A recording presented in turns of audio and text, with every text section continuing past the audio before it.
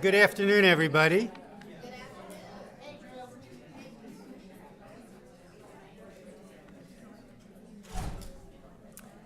Welcome to the annual Rose and Nicholas DeMarzo lecture series on teaching excellence. I'm Drew Jatomer from the Graduate School of Education. Thank you to the Blaustein School for hosting us once again in this lovely location. And thank you to my colleagues as well for supporting this event. I'd like to thank our interim provost, Wanda Blanchette, who joined us, and our interim dean, Clark Chin, for supporting me in the work we do as the DeMarzo chair. Afshin Shamsi and her team, Evie is here too, helped to publicize the event and did an outstanding job of that, so thank you so much. And of course, Colleen McDermott has done her usual outstanding job of making sure that all of this comes together. Remember to please join us after the talk for a reception in the lobby outside of the auditorium. It is such an honor to have Bill Penuel from the University of Colorado as our distinguished lecturer this year. Bill is arguably the most prolific educational researcher in the U.S., if not the world. And I have research evidence to prove that point. Several years ago, I was invited to co-edit the AERA Handbook of Research on Teaching with my colleague, Courtney Bell. And if you have seen chapters, very long chapters from this volume, you know that we sought out generative thinkers who could offer new perspectives on the field by bringing together literature in fundamentally new ways. Finding people who could pull this off was no easy task. And we spent a lot of time finding the right people for each chapter. Bill was the only person who was seriously considered to author more than one chapter. In point of fact, Bill was seriously considered for 4 of those chapters. We didn't ask you, so you can thank me for that. But he could have written chapters on science, on technology, on the learning sciences, in addition to the chapter he actually co-authored with last year's speaker, Laurie Shepard, on assessment. After earning his degree in developmental psychology at Clark University, Bill spent the first part of his career at SRI in the Center for Technology in Learning. In 2011, Bill joined Colorado as professor of educational psychology and learning sciences. At SRI, he addressed critical issues in STEM education, focusing on innovative technologies, assessment, implementation research, and program evaluation. Some of that work continuing in Colorado. Over the years, more recent years, he has made major contributions using design-based research and has become one of the leading thinkers and practitioners of research practice partnerships. We'll hear about this body of work today. Bill epitomizes the researcher as methodological pluralist. While he has conducted important large-scale randomized trials of educational innovations, he has also engaged in ethnographic and sociocultural studies of educational institutions. His work is the embodiment of Creswell's complementary methods in educational research. He's been the PI on numerous grants from NSF, IES, and private foundations. He's a fellow of AERA and the International Society for Design and Development in Education. He's on the editorial board of many of the leading journals with a range of disciplinary orientations. Bill has brought the most open of minds to educational scholarship. In doing that, he has been tremendously successful in opening up the minds of junior and senior scholars alike. I am certain we will benefit from his thoughts today, and it gives me great pleasure to welcome Bill Penuel.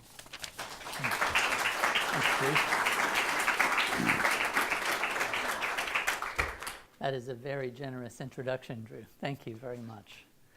I feel compelled today to kind of open and acknowledge the wider world that we're in, and especially the events yesterday in Florida. But more generally, we live in a world that is uncertain for many of our young people. And the work that we do in education research, if it's to be important, has to actually confront and address those uncertainties directly, the inequalities that exist in our society, and that may be perpetuated through policies and practices that exist today.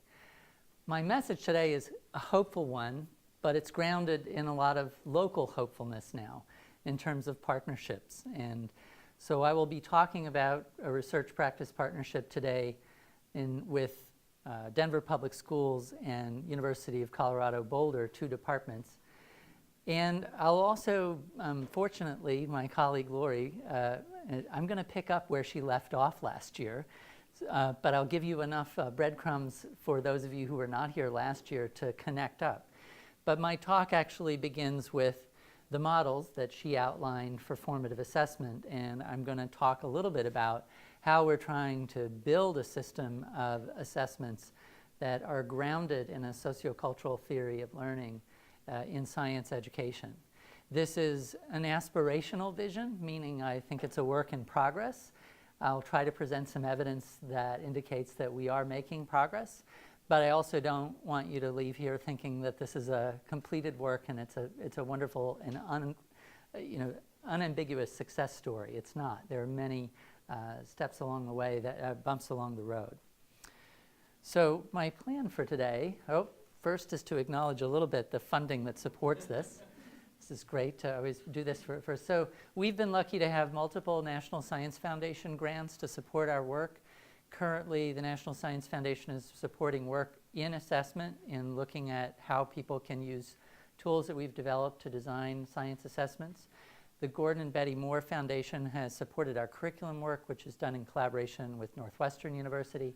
And the school district itself actually pays directly some of our curriculum development work and professional development work. So one sign of a good research practice partnership is that the district actually invests in the research that you're doing with them. And it's taken a while to get there, but we have funding from them that supports that work. So the plan for the talk is just to talk to you a little bit about, I'll start, as all research practice partnerships do, with a problem of practice that we're focused on. I'll talk a little bit about the context of our research practice partnership, and then I'm going to go into some detail about what we are doing in our co-design and how we're both working on curriculum and assessment at the same time in the context of that partnership.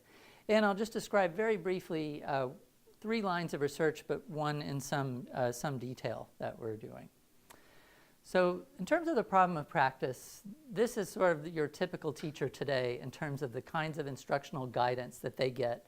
This would be a Denver teacher. So a lot of the schools are engaged in various efforts to promote standards-based learning, to switch from traditional grading into that model. There are student learning objectives, which are alternate forms of evidence they can gather about how their students are learning. Relay and the uncommon schools model is popular, so every teacher has to have a do now as soon as their kids sit down so that they're super efficient. There's a model called data-driven decision making and competency-based grading. And then we come along and say, hey, you got to do 3D assessment too in science. So there is this cacophony of voices that are always telling teachers in any school district what it is they ought to be doing, how and when. And so that's the kind of incoherence that we're trying to address in the system, and hopefully bringing some coherence through our partnership with the district to that system of messages. So a lot of this, and this is what Lori talked to you all about before, part of the cacophony can be made sense of by thinking about these as being grounded in different models of assessment and the relationship of assessment to teaching. So last year she talked a little bit about with you 2 of the most common models, which are data-driven decision-making models, where we take end-of-year testing data and we try to actually make sense of that in order to guide instruction. Well, there's a number of problems with that model. Namely, one, those tests weren't designed for that purpose. And second, they really don't help with the what's next problem because they're not grounded in any particular theory of learning. So that's one of the chief problems. The other common model is based on the work of Black and William, who really brought us a sense of importance of formative assessment. And that's more what we call a strategy-focused approach. And the strategy-focused approach uses lots of different theoretical bases and tries to come up with subject matter independent kinds of assessment strategies. That one has some promise, like wait time has a strong evidence base behind it. But in terms of the kinds of standards that we're after today, they're just not sufficient as guides for how to improve instruction. And it's always important, too, I think, when we think about coherence, we've got to think about assessment in relationship to a broader system. at our state levels, we have sort of had, I would call a settlement regarding accountability systems that say we're going to define systems of standards and assessments at the state level, and everything else we're just going to leave up to the local control. The issue with that is that all of these things actually have to fit together. And a lot of the assessments end up being unfair given the particular curricular experiences and instructional experiences that kids actually encountered in their schools. So that's really hard to manage at a state, given the configuration of state policies and the mandates for local control in nearly every state in the country. But at a school district level, this is something that you can begin to think about. How do we bring these things into alignment? Part of what Lori's message was from our chapter together in Drew's handbook is that really the common element has to be a coherent and credible theory of learning. We have to not only have the goals that are clear to us, but also the means of how we're going to get there. And that's how we get useful assessment guidance, is not just elicitation and interpretation of the results, but what do I do next? This is where, if you look at the formative assessment literature, it all falls apart, is I don't know what to do next. What data-driven decision-making gives us is what I would call the whack-a-mole approach. That year, fractions went down, so we're going to now emphasize fractions. It also gives us an inequitable pull-out approach. We draw incorrect inferences about how particular subgroups and how the bubble kids did, and then we pull them out and do all sorts of extra programming with them, and then they miss out on regular instruction. So there's all sorts of problems with some of our more common approaches, and they really derive from this problem of not having a credible theory of learning that underlies them. So we looked at a couple of things that in our review and then a subsequent chapter that we wrote on a volume on cognition and assessment focused on what we call the social models of learning and development. I'm not going to distinguish them here, but we talk about them in the initial review in terms of sociocognitive and sociocultural views. I'm going to talk mostly about a sociocultural view today. But suffice it to say, both of these models posit the idea that individual cognition develops through social processes as individuals engage in problem solving, task completion, and the like. It also, but one of the things that they differ in, and I'm going to focus more on the sociocultural, is the degree to which individual learner agency and their experiences, interests, and identities come to be central within both instruction and assessment.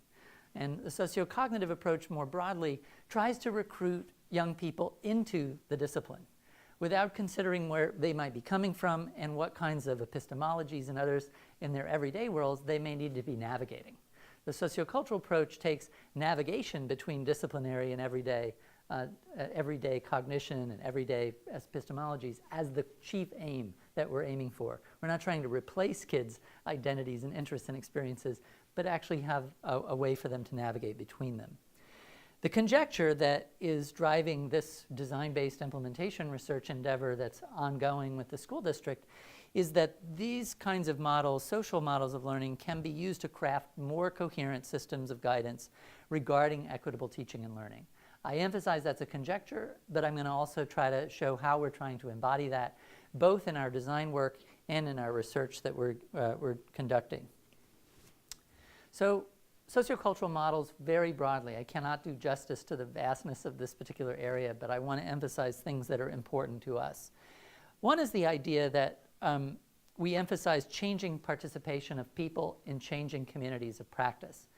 To give that some sort of heft in terms of the work that we do, in our science curriculum work, we focus on contemporary science, the edge of science. We want to get kids engaged in, for example, discussions of CRISPR gene editing technology, stuff that's on the cutting edge, so that they see that science isn't static, that scientific communities themselves are changing, and that they themselves can contribute to those changing communities as members, as people who are contributing directly to science and engineering endeavors. The social is also an end unto itself. Belonging and participation in practice are goals that we try to accomplish. We do assess individuals, but we also are interested in how does the classroom or community come up with an explanation or a model of this science phenomena we're trying to understand. So we think of the group in the classroom as as an end unto itself. We want to help prepare young people to be part of a scientific community and contribute to it as members of it. And again, as I mentioned, our goal is to connect those personal and community concerns to those of the discipline, and in our case, with working with the next-gen science standards, to this idea of integrated proficiency, where students have a mastery of core ideas, science and engineering practices, and cross-cutting concepts of science. So an early model of this we highlighted in NRC volume that I was part of a committee in developing assessments for the NGSS. My colleagues, Carrie Tso and Phil Bell at the University of Washington. They were working with Seattle Public Schools in particular to redesign some kit-based units in microbiology. And they came up with this unit called Micros and Me. And one of the ways that they were really trying to purposefully connect directly to kids' everyday lives was through this technique adopted from community psychology called photoelicitation. And through the photoelicitation technique, kids actually brought in pictures that they took, and you see kind of a wall of these in the background here, of things that people and their families did to stay healthy and avoid getting sick. And then by bringing those in, the teacher was able to work with kids to form groups and form investigations where they could actually investigate these as the students were going through the regular kit-based unit. So it's kind of a parallel set of investigations that students were using, and then they used what they were learning in microbiology as part of the regular unit to inform the design of their experiments. Well, one of the things is this was really framed as a curricular activity, but I thought, what if we thought about, just as we think about eliciting prior knowledge as an important pre-assessment activity, what if we made this a very serious endeavor in terms of eliciting prior interest and experience as a basis for curriculum? Now, I'm not the first person to do this. The work on funds of knowledge is a really good worked example in mathematics, especially in other areas. But in science ed, and even in that area, I would argue that that was not a very scalable approach. So the other piece is we were trying to figure out what's a scalable model of how you could actually really elicit student interest and experience and have that meaningfully guide curriculum development and students' experience of curriculum. So really that's the problem that I think we set out, and I want to show how we've tackled that particular problem of thinking of that at scale. The context for our work is this research-practice partnership. It began actually as two different kinds of people from CU, two researchers. I was still at SRI when I first started working with Denver Public Schools in 2007. And in parallel, somebody that I did know a little bit, but am now a collaborator with, Tammy Sumner in the computer science department. The two of us were working together, or working with the same teachers in the same district, or the same middle school science folks. And this began with her building a digital curriculum platform and me working on a formative assessment project. And when I moved to CU, we wrote a new grant, and we're 4 or 5 years in, and we collaboratively wrote a grant called the Inquiry Hub. And so that's where the partnership name comes from. And that was funded through NSF Cyber Learning. Our partnership has as its core 2 departments at CU, Computer Science and Education, and the Denver Public Schools Curriculum Instruction Office. We've been working in both mathematics and science right now. Most of our work is in science, although now we're also working in middle schools with STEM and CTE folks, career and technical education. But we also have UCAR, the University Corporation for Atmospheric Research, which has developed a lot of our software. BSCS, a curriculum group down in Colorado Springs. We have research colleagues at Northwestern, at Utah State, who are part of this. Spark, so we have corporate partners as well. Spark Fun Electronics, they make things for maker spaces, and they're working with sensor technology that we're using. We're working with a professional development provider called Next Gen Science Exemplar System. And we're also working with a YPAR group in Denver, Youth Participatory Action Research Group called Project Voice, to help us, and I'll say more about that new work. So it's a partnership that has some core members, but also expands and contracts depending on the nature of the work. As many research practice partnerships do, even though we grew out of 2 lines of work, we probably have 6 or 7 different lines of work that our team is engaging with the district in at any one time. So how do we work? One of the things that characterizes us is that we work on the problems of practice that we jointly negotiate. When we came together to write the Inquiry Hub grant, the Common Core standards had just been passed in Colorado, and we're like, really what we have is an implementation problem. And that was the math problem. And in science, we're like, we have this adopted curriculum. It's 10 years old. We really need to rejuvenate it. BSCS was part of it. okay, we're going to help redesign your biology curriculum too. So we basically come up with this sort of, what do we have expertise to do and help you with? And that's the and what are the problems that you have? And we try to, and every time we have an opportunity to write a new grant, that's our time, our real chance to actually figure out what's the next line of work. And oftentimes we already know. You know, the beauty of our partnership that's 11 years old, we actually, it's sort of, we know what we need to write to fund next to help with the problems that are emerging with the designs that we're putting into place now. Because every new design creates new problems. So that's all jointly negotiated, and I think that's one of the things that I think is a hallmark of an RPP. You should be able to put up the name of the problem of practice you're working on and be able to show it to your district partners and not have them be offended by the things that you're saying about them. That's my diagnostic for this, right? They should recognize this as the problem we're working on together. You know, so I don't necessarily have a slide up to say what's the problem we're working on, but we're working on this problem of how do we support curriculum implementation and NGSS implementation, and they'll all say, yeah, that's what that's what we're about. And they also would agree that we're about trying to improve the quality of instruction and culturally responsive instruction among Denver teachers. That's the problem we all agree that we're working on. We don't say, you know, the teachers in this district, they stink, the students aren't capable of learning, they stink, and boy, those administrators, they're really bad. You know, but that's actually, you go to a lot of research talks, that's the kind of slide you see up on, go to ARA, and I guarantee you, ask yourself, is there a deficit framing of the problem? And who the problem is, you know, in terms of slide 2, whatever that is, the problem statement. So we really work really hard to come up with a negotiated problem of practice. There are always multiple research studies related to different aspects that are undergoing. I'm just going to talk about one set today, but please know that this is just an illustration too. And then obviously to do all this work, there isn't an infrastructure that says all we do is pay for a research practice partnership, whatever they're interested in. So we're constantly writing grants, and we're supported by multiple grants at any one time in order to do this work. Our lead activity for the last 3 years, and this is a lead activity in any design research partnership, is collaborative design of curriculum.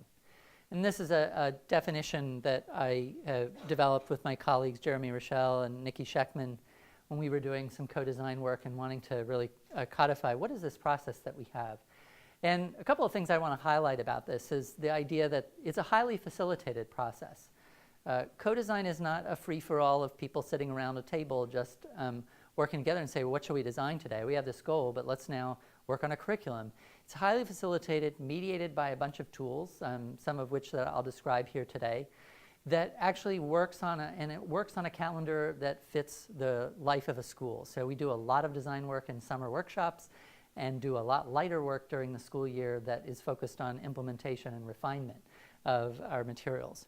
The other thing is that we design an innovation that has a rough target but is not overly defined. When we start out, we can't come to our partners with a fully designed innovation. Otherwise, you're not doing co-design, you're just asking people to test things that you've already developed. And for people, so I think one of the things that we do is at maximum we bring an idea to teachers that are half-baked. Because if they don't have a say in helping us bake it, it's not going to be good. Plus, they're not going to have ownership. Plus, it's just wrong to keep asking teachers to do stuff that they have no hand in designing. So for me, this is grounded in both usability and democratic principles of doing research. So that's why I do co-design in this partnership mode. So just to give an example of some of our work, our units are anchored in phenomena. Phenomena is a big idea in next-gen science standards. We say that all instruction is really organized around explaining natural phenomena or solving problems. And we're going to teach science through that activity of figuring out phenomena and solving problems. So I mentioned we deal with contemporary issues. A popular unit that's available on the web is called Why Antibiotics Don't Work Like They Used to. And our ecosystems unit is organized around tree planting and its capability of reducing the impacts on climate change. We also have one that's about explaining the population of buffalo and large animals in the Serengeti. This turns out to be, I just want to highlight, this is not a local phenomenon, but it turns out to be one that a lot of our kids are very interested in. And then for genetics, we focus on Duchenne muscular dystrophy as a first pass through understanding genetics, and then students actually learn all about CRISPR-Cas9 system, which is a radical new gene editing technology and controversial one. So one of the tools that we use was developed by Brian Reiser's team at Northwestern University. And this is a tool that is a really powerful way, and it's our first bet at trying, how do we actually connect a student interest and experience? Well, this is one of the key tools for us. So the way you write a storyline unit is you begin with this, what we call an anchoring phenomena, which is like explaining DMD, or is like explaining what happened to the large mammals in the Serengeti between 1960 and 2000. But every lesson is guided, but then we actually have this, every lesson is guided by a question that a student might have come up with, and hopefully actually has, some investigation of that phenomena, engagement with some kind of scientific practice that the students actually have to say, this is what we need to do to make purchase on this question. And then the students come and say, what did we figure out today, and what new questions did we have? And that's like the standard structure for a lesson in our unit. But the storyline, and two, what we figure out is the key. We never write a teacher action until we've written from the student point of view the entire experience of the unit.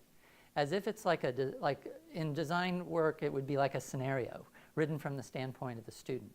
This helps us discipline ourselves away from trying to cover content and focusing on what it is, why would I need to know this at this time? What would I be figuring out now if I'm a student? What questions would emerge for that, from me at this point in time for doing it? So it's this really powerful disciplining tool to be student-centered, to actually not have any language until we don't write a single lesson until the storyline is built out from the student point of view, how they're going to figure out and explain this phenomenon or solve this problem. That's the core of the unit. All of the units also culminate in this design challenge that connects explicitly to something going on in the community, to an ongoing community endeavor, or to something that the students put on. So our ecosystems unit contributes to a Million Tree initiative that is in Denver. There are these all over the country, actually. And so we work with Denver Parks and Recreation. Students actually get to choose a tree that's going to maximize biodiversity in their schoolyard, but then they actually get to plant it. The antibiotics unit actually ends in them creating an infographic that explains to people why they should complete their course of antibiotics, and explains to them the process by which antibiotic resistance is evolving in the population. And they have to really they learn to wrestle with, how do I communicate these messages in a health context? And then our genetics unit, they organize, the students help organize with us a Café Scientifique, a dialogue, if you will, on the ethics of genetic engineering. We had about 200 kids last year who participated. They help design the questions that are asked. They facilitate table discussions around genetic engineering. So we call these all engineering design. This is not your stereotypic engineering design, but this is how we integrate engineering, as we call it, into the NGSS. So in terms of building a system for this, and to come back to sort of assessment, one of the things that happened to us in curriculum is, because remember all that incoherent guidance? So we started working on these curriculum units, and we realized, oh my gosh, the unit assessments at the district level don't have they don't have 3 dimensions to them, and they're terrible, and they don't align to the content of our curriculum units. We better see if we can get involved. And so we did, and we began to think too about, all right, what's a system? This shows a system of assessments linked to the curriculum, some of which and then I'm going to show later some of the things that we developed at the district level. So in our NRC report on NGSS and assessment, one of the key recommendations is, in contrast to every accountability system we've developed in the last 20 years, is start at the classroom level. So this is where we started too, is we want to build a system of assessments that surround this particular set of curriculum materials. I'm going to talk about these here because I'm not going to come back to them. These are the more 3-dimensional assessment kinds of things. So every day we have something that focuses on, the orange here signals something around the disciplinary core idea. I figured out something, and it's like an exit ticket. What did I figure out that helps me explain the phenomenon that we're studying? At the end, we have an embedded assessment, which has multiple prompts to it, where students actually build a model of the phenomenon they've studied. And that culminating design challenge, it has a set of kind of activity sheets and things like that that would allow a teacher to use that as a culminating assessment as well. During the assessment, or during the unit, we have a number of these are blue because they correspond to science and engineering practices. We engage in comparison of models and discussion and evaluation and revision of models through gallery walks. So students post the models they develop of phenomena so far, and they'll give each other feedback and critique that. And we also have a number of consensus building discussions where students engage in argumentation in the context of explaining and figuring out phenomena. But I'm going to focus on these little purple pieces today a little bit because they're the sociocultural dimensions. These are the things that we don't normally think of as assessment moments, but I want to highlight the ways in which we're trying to have ultimately an evidentiary warrant that our curriculum is connecting to students' interests, experiences, and identities in the classroom. So one of these is how we actually go about selecting our anchoring phenomena. So we actually engage in a pretty systematic process to select these anchoring phenomena for units. It turns out to be pretty hard to figure out what is going to be a viable phenomena. Not only do they have to meet standards, but they need to captivate students' attention for multiple weeks at a time. These units last 6 to 12 weeks, depending on the teacher. So we actually let students in on the game. We don't have them at the table designing, and I'm happy to be asked questions about that because I think it's not quite right, and I want to continue to involve them more. But what we do is we come up with 7 or 8 different ideas for possible anchoring phenomena, and we give about 200 to 300 kids it's basically the kids of the teachers who are designing this, a survey. Say, future 9th graders are going to experience this unit. Here's some questions that could be driving. How interesting would this be, to you? And if you were figuring out this, how personally relevant would it feel to you? So this is something that we do, which is we call a phenomenon interest survey. Here's an example, and where this comes is it comes down after we've actually done some brainstorming of candidate phenomena and analyzed our standards. We also do this exercise where we try to write explanations to convince ourselves that it's going to meet the standards. So once we have a bunch of those, though, we give the survey. And this one, it's a little bit, I'm sorry, this is too pixelated. But this is the results of one of our surveys that we look at. In all these different lines, we've disaggregated the data by home language, by race, and by gender. And we really look at, okay, which of these phenomena is going to actually be, especially, and if we want to be equitable, we actually need to really look, especially in our case, at Latino and African American kids' responses, girls' responses, kids whose language is not English, and try to privilege those phenomena that are more interesting to them. And that's what we did when we rewrote one of our BENs. The reason that Serengeti phenomena, that one was really popular among the Denver kids that we surveyed, and that became the basis for a revised part of our ecosystems unit, mainly because kids were bored of trees, but I'll come back to that. The other thing that we do, okay, you pick this great Serengeti phenomena, but it doesn't mean that every kid's going to be interested in that, right? So as actually part of what we call an anchoring phenomenon routine, the first day of class, I would present you with some data, a video, a demonstration, engage you in some kind of scientific practice, and I'd present this phenomenon to you, and basically with the idea is, we're going to try to figure this out together as a class. And as part of that routine, we come up with a set of questions that we want to answer. But we also come up with what are some experiences that we've had and things that we know about already that can help us gain purchase on that we might also investigate along the way. So what that step in this routine does, identifying related phenomena, is we're actually going to identify some things that are relevant experiences, expertise that exists in the room to help us, but also some things that we might explore in parallel or at the conclusion of the unit. And so that's one of the ways that we build this into a routine.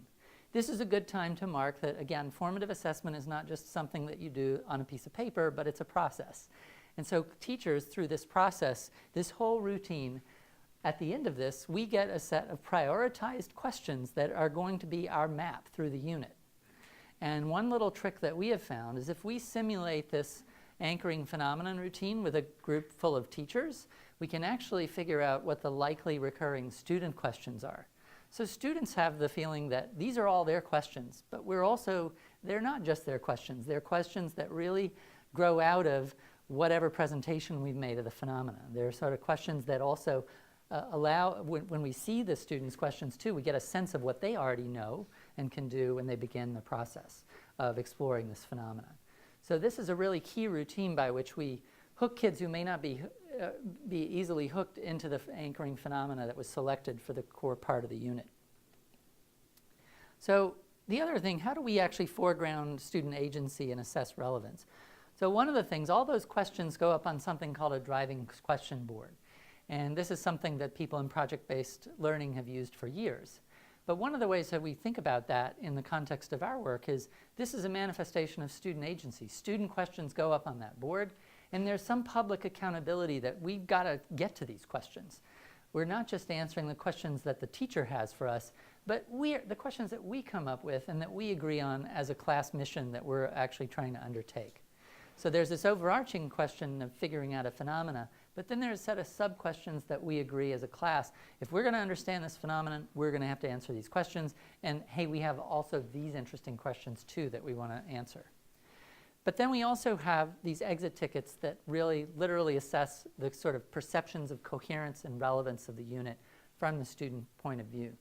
And this we're trying to make more and more sort of how we're holding ourselves accountable as a partnership to the student experience of the classroom. So we ask using the set of practical measures that live in Google Docs, just a handful of small questions both about what they figured out in the lesson, but also their affective experiences. Ask them about the feelings they felt during the lesson, but also, to what extent, I figured out something that helped us make progress on the questions. Was this relevant or not? Did we make much progress? And also we ask this question: to what extent did today's lesson matter to me, matter to the class, and matter to our broader community? And so we ask teachers to complete these on a maybe every week, week and a half basis in the lesson. And that's one of our ways that we're actually trying to do formative assessment of the connection of the curriculum to student experience. In terms of connecting to personal and community concerns, I've got a little tiny URL so that you can see our tree proposal. These are ongoing endeavors, as I mentioned. This one is an ongoing endeavor. This one is one that we actually created, the idea of an infographic. Some folks now I think some of them live on Twitter because people are using this particular unit all over the country now. PSAs are an alternative that they're creating, explaining antibiotic resistance to folks. But one of the things that we're trying to do, we have now, is a new partnership, and we have funding from the Hewlett Foundation to work with this YPAR group in Denver to localize these design challenges to be more connected to kids' neighborhoods and schools. So rather than design a common challenge for the units, what we're going to shift towards is building some tools to help teachers work with youth to identify challenges that arise, design challenges that connect to community concerns, but that can be also connected to the science they're learning as part of the unit. And we're working with a group of young people to do that who are part of Project Voice, and they'll help us with the collaborative design. So this is a way that we're finally, in our partnership, integrating young people into our design process. And that's just now getting underway. But part of what motivated us to do this is that we didn't feel like we had a good warrant to claim that kids cared about our design challenges. We know they had a good time in the tree challenge has been really engaging that particular challenge for kids, and we sense that they have this enjoyment of the different pieces. But we really hadn't gone through the systematic process of selecting that we had done with the anchoring phenomenon. So this was just an effort in part to help us fulfill our accountability to the sociocultural dimension of experience. So none of this exists. So I've given you the local classroom perspective, but really the power of the partnership is in what might be called infrastructuring as a verb, is redesigning the infrastructures of a school district to provide more coherent guidance for equitable teaching and learning in the school system. And an example of an infrastructure that lives in a classroom, but that you have to think about at the school district, is this little thing. I don't know if you can see, but that's like a hanging rack for coats, and it's got multiple driving questions boards on it of kids' questions. So think through the practicality of this if you're a teacher. class in period number 1, you come up with a driving questions board for student questions about a phenomena. What do I do with that when class 2 walks in the door? I don't want them to see it. I got to regenerate the excitement of generating questions. And so I need a place to store the other class's questions. Right? So some new infrastructure demands arise from doing teaching this way. And this is an illustration of one.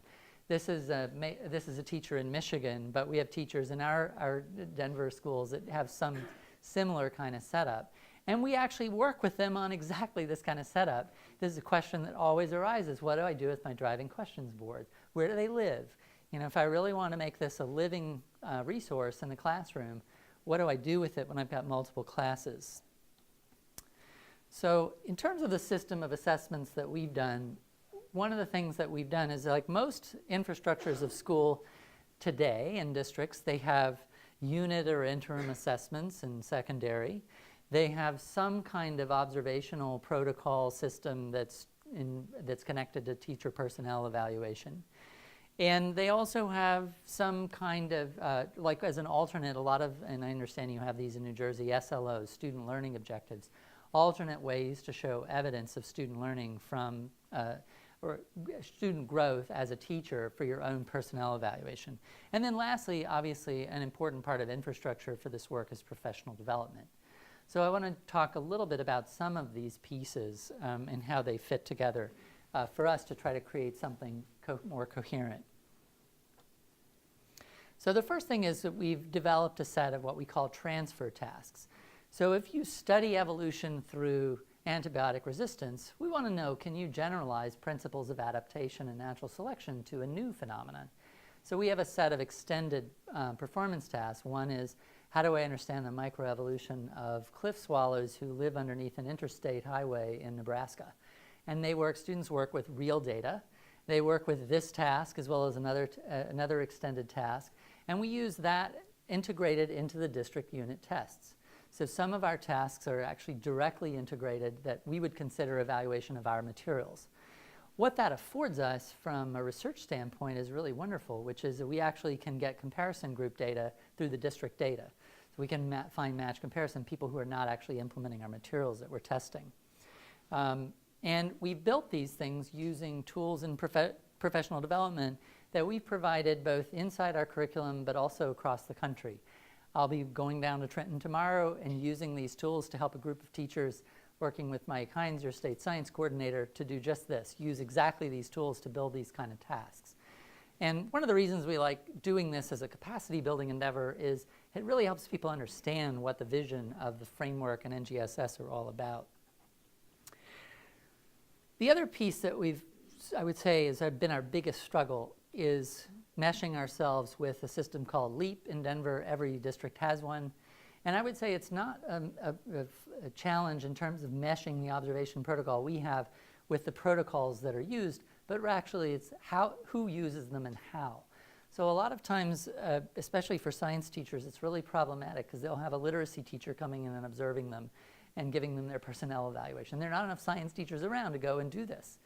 And they also, people have very different, the training provided is typically pretty inadequate for these protocols. So people have very different interpretations of the rubrics.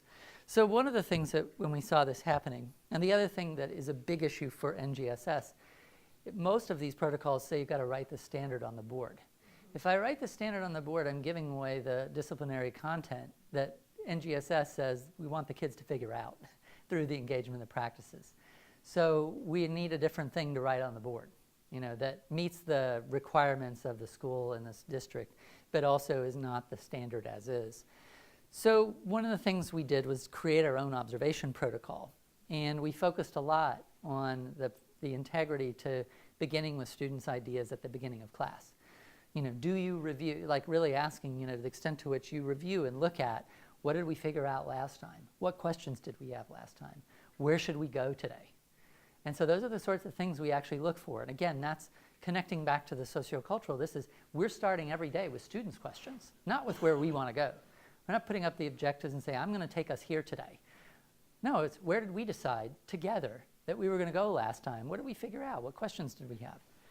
And the other question that we ask that's a central thing, and this is what makes this a lovely walkthrough tool, is just asking 5 kids, why are you doing what you're doing today?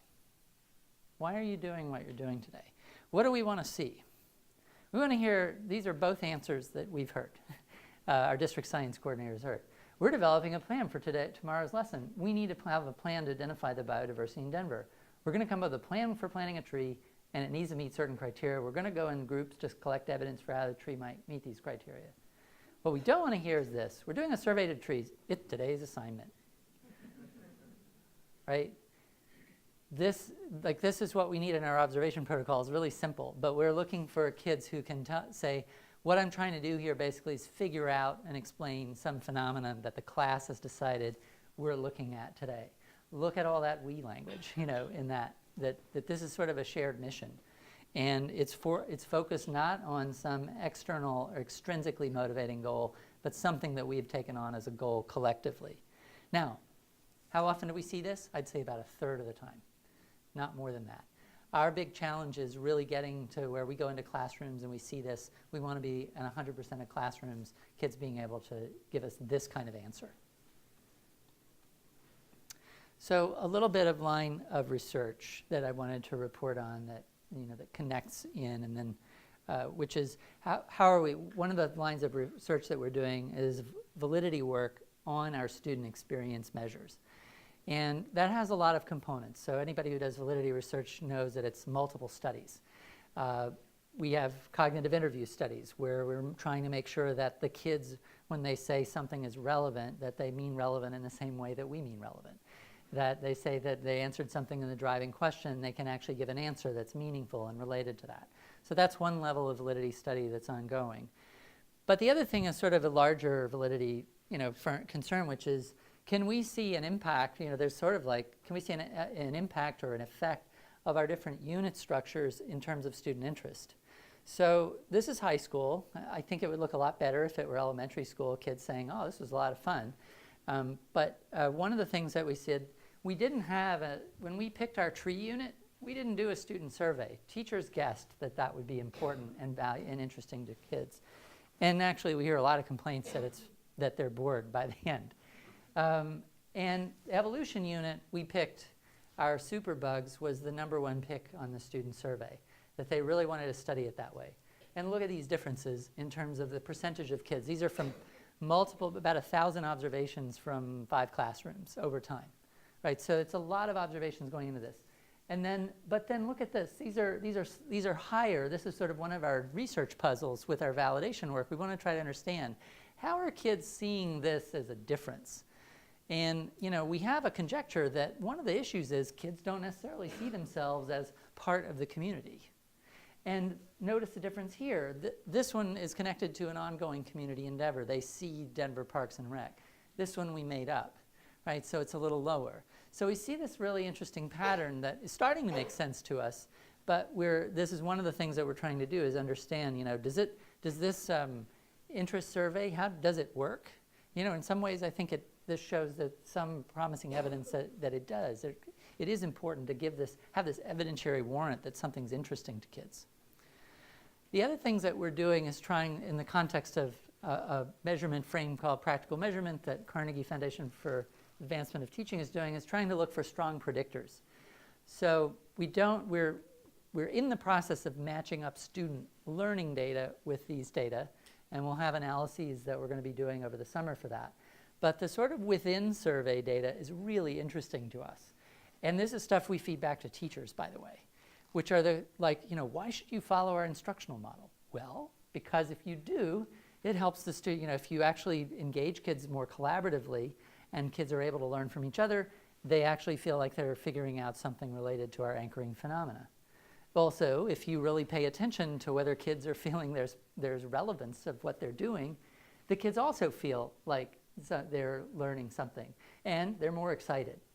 So these are some other analyses that we're doing that are sort of inside that student experience survey to help us understand what are the different relationships among these variables, and how can we also again, feed this back to try to convince teachers that the instructional model has some connections to things I know you already care about, which is whether your kids are engaged and whether your kids are figuring out something related to the phenomenon. But we also think that's something that we have ahead of us to figure out as a team.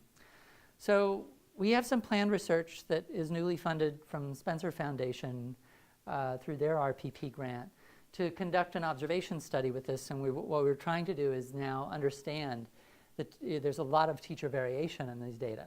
So we want to try to understand, can we see things in the classroom by being there systematically on the same days that students are actually taking what we call the student electronic exit ticket, and so that we can also inform our professional development.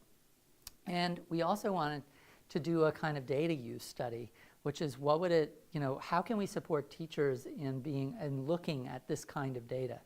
It's high stakes for teachers to look at data that might show that their African American Latino kids are not feeling like class is relevant to them, right? This is a big deal to have to think about, the kids' experience and they're bored, right? So fortunately I have somebody who's a dissertation I'm supervising who's looking at exactly this kind of social data in the classroom, and she's helping learn a lot of things about what to do and what not to do in terms of how to even have these conversations.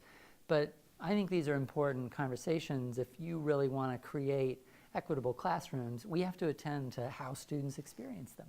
And we have to have data on how kids experience them, not just learning data, right? Not just the sort of knowledge data. We need these kind of data that are really about, is this connecting with me? Is this connecting to my interests and relevant to me? So that's some of the stuff that we're planning to do. A few challenges, and then I'm going to make this open for questions at this point and sort of prospects. Turnover is real in a partnership. I'm on my 5th science coordinator in 11 years. There are people who've been in the district the whole time, and that's been key. We have lots of different points in and connections into the school district that allow us to live with turnover, but that's really big. There are multiple competing initiatives in the district. The data-driven instruction is very much on an Uncommon Schools relay model that thinks that all you need to do is have teach to the test and literally teach the test. And has a particular instructional model that's incompatible with ours.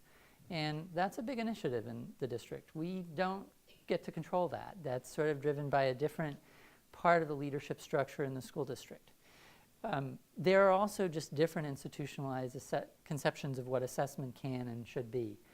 Most people think of it as a test, a written test. So this idea that there are activities, also the idea that it's got to be multiple choice, or that it has to have a certain form, and it has to be everything has to be turned into a grade.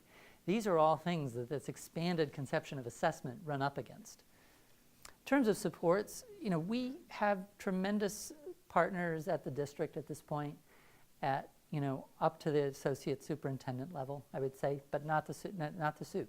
So that's a level of detail that I would say RPPs are often middle manager kinds of endeavors in school districts. They're not at the top levels, especially in the context of curriculum. Some RPPs that are more in the evaluation mode as opposed to design mode, they might live in those other parts of a district, but ours lives more in the C&I. And we have great partners there. We have an expanding group of community connections. Project Voice is just being one of them. And I think the level of trust that we have is very high. And one of the things that allows us to do is, not many researchers get invited in to help write district interims and unit tests, right? So they consult us when they make big decisions in science ed. We're not left out in the dark. We're a thought partner to them. We are on speed dial with our partners. In terms of prospects, I think one of the things we're really excited is some of our new grants are really going to allow us to, especially as we move into NGSS, we're about to be an adopting state. That's going to mean a big momentum in terms of more teachers wanting to explore. We're at the ready with a group of teachers who are capable of co-designing materials and assessments, and that's really big. And we're looking at sort of a formal adoption of our biology curriculum next year too, which is really exciting, as well as some of our tools for developing assessments get out pretty widely. So I will leave the rest of the time for questions. I'm not sure how much is left, but thank you for doing this, and you can find this.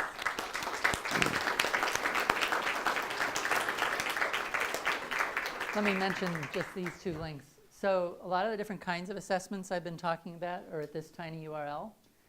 You can see some of the tools and curricular, and you can find our curriculum, Why Don't Antibiotics Work Like They Used To, at the Next Gen Storylines website too. And follow me on Twitter and these different places. So. Okay, thank you, Bill. So we have time for a few questions. And Bill, if you could just repeat I the will. questions so we can capture Yeah. them. Nicole, So I have a question kind of connecting a few different pieces. I've been thinking a lot in math classrooms. We shift kind of how teachers are teaching math and make it more discussion oriented and focus on student thinking. But the piece that we often kind of don't support them as much in are the classroom management and how that changes the system of the classroom. And I'm also thinking about the assessment of principals and walking in and knowing that they often focus on the management. Yeah. And then thinking about the variation we were talking about in classrooms. Right. I'm wondering if you've kind of supported or how much you supported teachers and if you think that is a dynamic going on in both assessment. That's great. So the question is, how do we support, if at all, the pretty common issues of classroom management that arise, and that those are the sorts of things that principals come in and observe as well. Bottom line, not well. I think we're reactive to that. We do things like, you saw the hanger of driving questions boards. We do that pretty well, like thinking about management of materials, which is a big deal in science. Like, we actually support that quite directly. But in terms of where teachers might struggle with basic classroom management issues, I would say that that actually falls into a category of we don't give it enough attention. But I think it's a very real concern, and it's a common complaint we hear in teacher education programs is you focus on all this content stuff, but my first concerns when I get into the classroom is management. How do I, keep people engaged and so forth? So I'm not sure that we do a good job with that. So. You talked about the phenomenon Yeah. and SLOs. Yes. Is there a bridge, because to create the SLOs you have to be able to articulate the standards and expectations. Yes. Yeah. And my concern is there was no discussion regarding the connection to the assessments from the SLOs, which is the expectations. Great. All right. So I'll say a little bit. So the question is, how do I connect SLOs to the phenomena? And because the SLOs have to be connected to specific standards, and I need to be thinking about the body of evidence. So this is a great infrastructure story. So thank you for asking the question, because it's a kind of thing that I think you do in an RPP and you don't do in normal design-based research.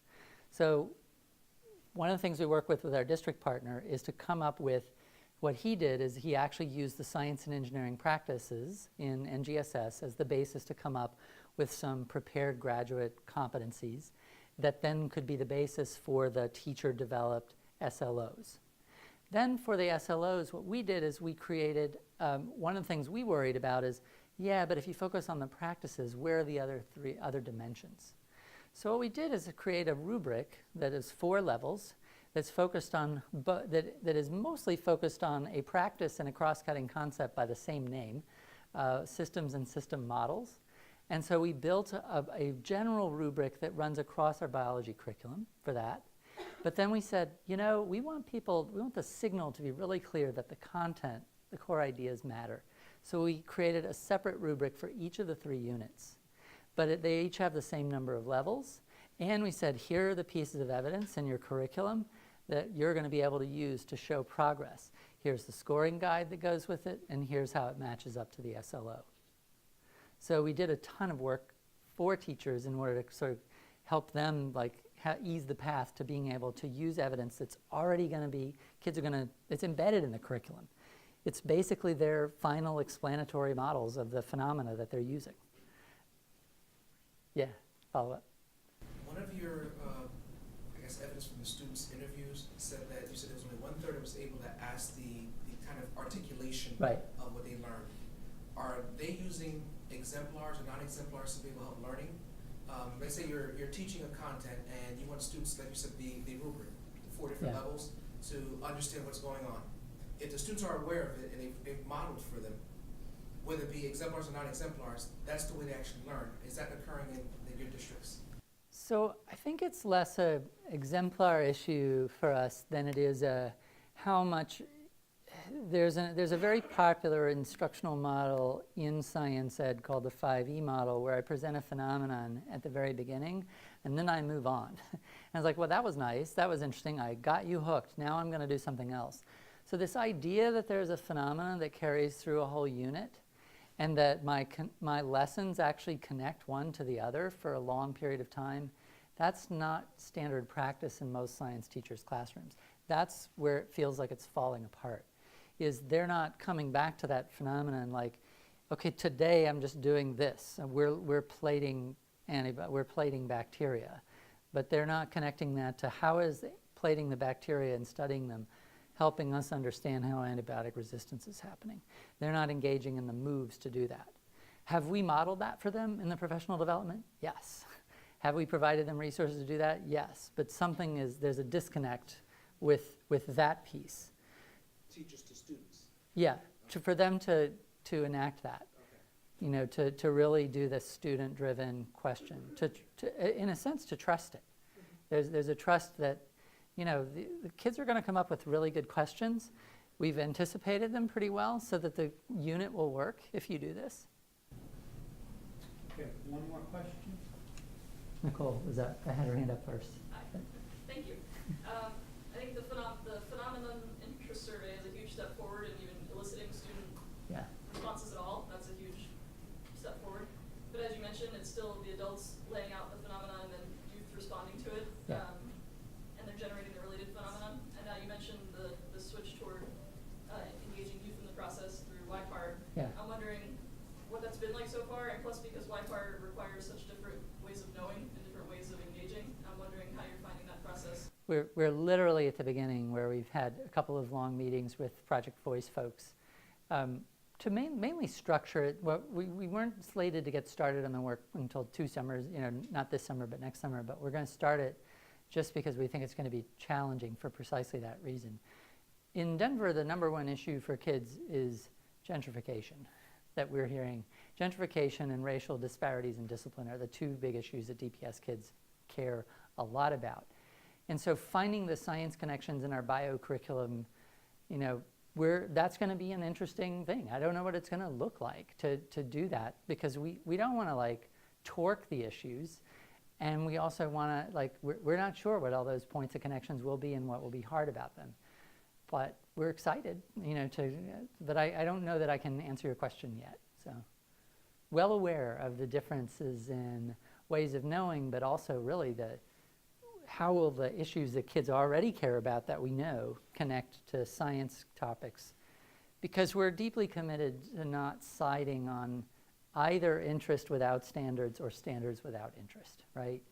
We're putting ourselves squarely in horns of Dewey's dilemma and saying we're trying to find our way through what Dewey laid out 100 years for us. How do we help with the, quote, cultural inheritance and get kids into that, but also connect to what they care about? Okay, so we're going to move to the reception. Please meet with Bill and ask him further questions. And thank you so much, Bill.